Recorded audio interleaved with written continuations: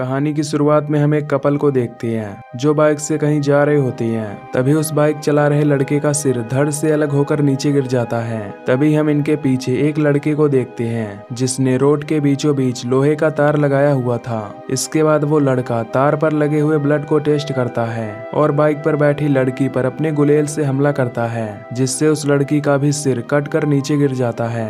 फिर वो लड़का उन दोनों का कटा हुआ सिर लेकर यहाँ से चला जाता है। अब अगले सीन में हम तीन दोस्तों को देखते हैं जिनका नाम कोरी, नेल और एंडी होता है। ये तीनों दोस्त अपने क्लास में मस्ती कर रहे होते हैं कि तभी प्रोफेसर इन्हें देख लेता है और उससे काफी गुस्सा आता है। फिर कॉलेज खत्म होने के बाद प्रोफेसर इन तीनों को कॉलेज से सस्पेंड कर देता है क्योंकि इनका पढ़ाई में मन नहीं लग रहा था। पर इन तीनों को इससे कोई फर्क नहीं पड़ता और ये काफी खुश होते हैं। इसके बाद ये तीनों छुट्टी एंजॉय करने के लिए एक बीच पर जाने का सोचते हैं और अपनी गाड़ी में बैठकर बीच की तरफ जाने लगते हैं। पर तभी रास्ते में इनकी गाड़ी अचानक से खराब हो जाती है, इसलिए ये पास के एक गैस स्टेशन पर गाड़ी को ठीक कराने लगते हैं। तभी ये तीनों गैस स्टेशन पर भी काफी मस्ती करने लगते हैं। तभी वहाँ पर एक और गाड़ी आकर रुकती है जिसके अंदर तीन और दोस्त होते हैं जिनका नाम कैट, रिकी और जॉय होता है। ये लोग भी बीच की तरफ ही जा रहे थे। अब ये तीनों कुछ देर यहाँ रुकने के बाद बीच की तरफ निकल जाते हैं, लेकिन कोरी, नेल और एंडी एक शॉर्टकट रास्ते से जाने लगते हैं, जिससे ये लोग कुछ दूर जाने पर एक सुनसान टाउन में पहुंच जाते हैं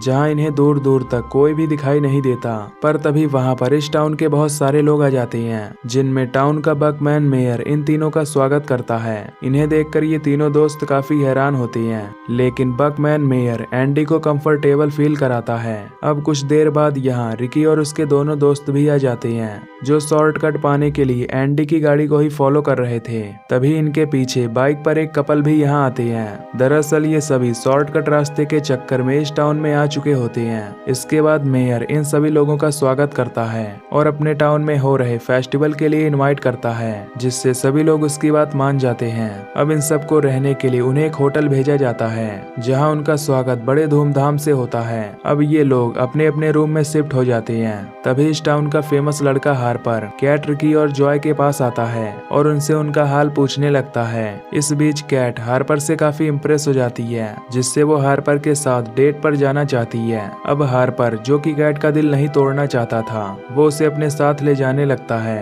फिर हार्पर कैट को एक सुनसान जगह पर ले आता है जहां वो उसकी आंखों में पट्टी बांध देता है। कैट को कुछ समझ नहीं आता कि हार्पर उसके साथ क्या कर रहा है। फिर जब कैट के आंख से पट्टी हटती है तो वो शॉक हो जाती है क्योंकि उसके दोनों हाथ पैर अलग अलग घोड़ों के साथ बंधे हुए थे और वहां अलग अलग घुड़सवार भी मौजूद थे। कैट को ये सब देखकर काफी अजीब लगता है, पर तभी वो रस्सियां टाइट होने लगती हैं। फिर हार्पर अपने चाबुक को एक घोड़े की रस्सी पर मारता है, जिससे वो घोड़ा तेजी से भागने लगता है और कैट का एक पैर उसके बॉडी से अलग हो जाता है। हार्पर सभी घोड़ों की रस्सियों पर चाबुक मारता है।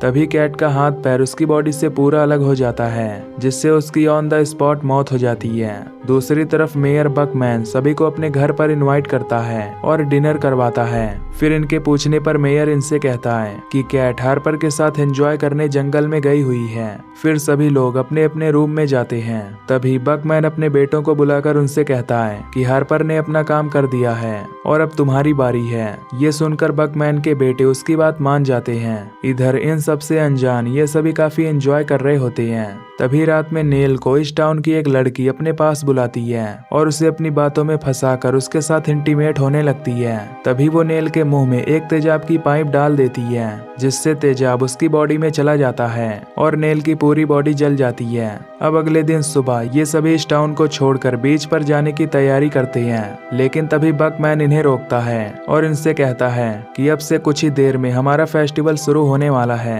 इसीलिए तुम लोग इस फेस्टिवल को एंजॉय करके जाओ। पर तभी मेलकॉम वहीं थूककर बकमैन का मजाक उड़ाने लगता है और कहता है कि मुझे तुम्हारे इस घटिया फेस्टिवल में नहीं रुकना।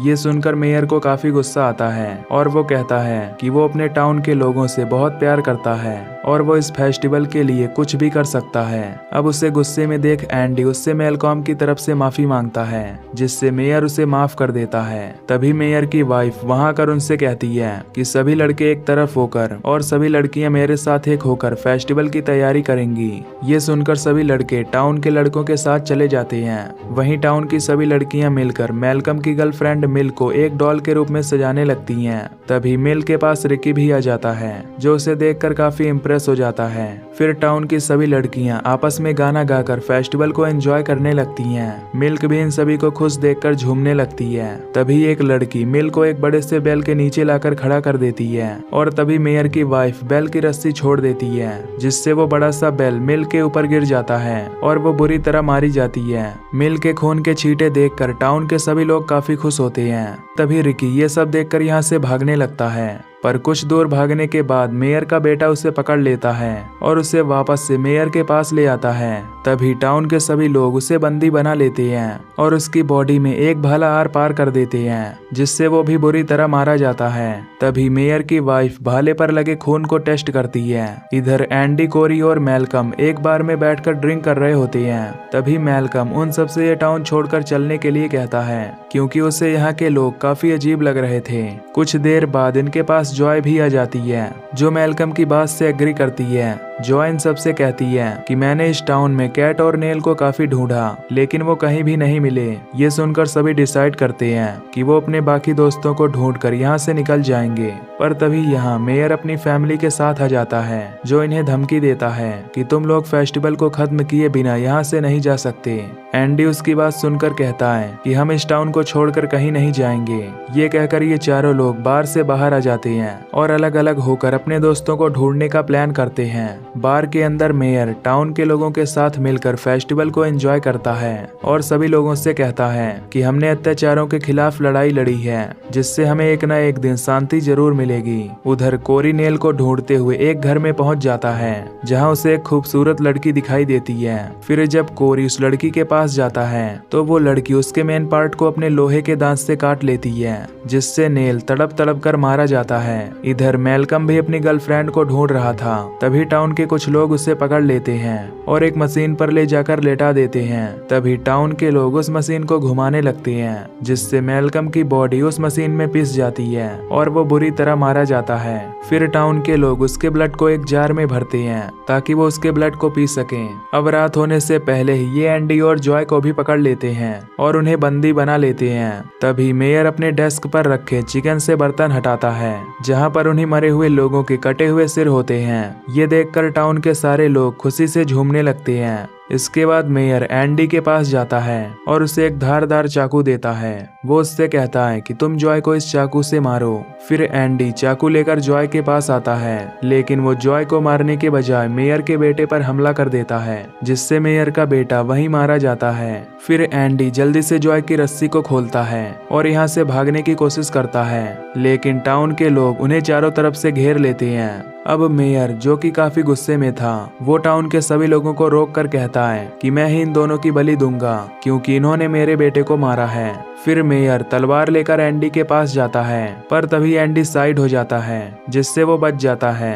अब एंडी हिम्मत के साथ मेयर का सामना करने लगता है। तभी एंडी उसकी आंखों पर लगी पट्टी हटा देता है, जिससे बहुत सारे कीड़े निकलने लगते हैं। एंडी उसकी दूसरी आंख फोड़ने की धमकी देता है, जिससे मेयर उससे डरकर उससे प्रॉमिस करता है कि वो उसे छोड़ दे। इसके बदले में वो उन्हें यहाँ से जाने देगा। इसके बाद एंडी और जॉय मैलकम की बाइक लेकर वहाँ से जाने लगते हैं और मेयर ये सब देख रहा होता है, पर वो कुछ भी नहीं करता।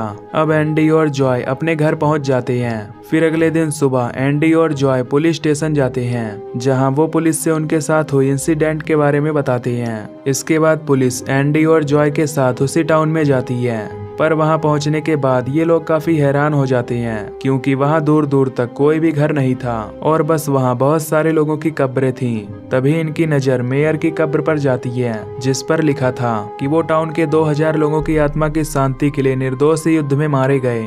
ये सब देखकर इन्हें पता चलता है कि आज से कुछ साल पहले एक वार के चलते इस टाउन के सभी लोग मार दिए गए थे। दरअसल इस टाउन में कोई भी घर नहीं था और जिन्होंने कोरी और उसके दोस्तों को मारा वो इन्हीं मरे हुए लोगों की आत्माएं थीं और अब ऐसे ही लोगों की आत्मा 2000 निर्दोष लोगों को मारेंगी ताकि उनकी आत्मा को शांति मिल सके। और मूवी की शुरुआत में हमने जिन दो लोगों का गला कटकर मरते हुए देखा था वो कोई और नहीं बल्कि एंडी और जॉय थे, क्योंकि उस दिन उन लोगों की भी मौत हो गई थी। और ये मूवी यहीं पर खत्म हो जाती है। तो दोस्तों, अगर आपको ये वीडियो पसंद आई हो तो वीडियो को लाइक और चैनल को सब्सक्राइब जरूर कर देना। बाकी मैं मिलूंगा आपसे न्यू वीडियो में। Till then take care, love you, bye bye.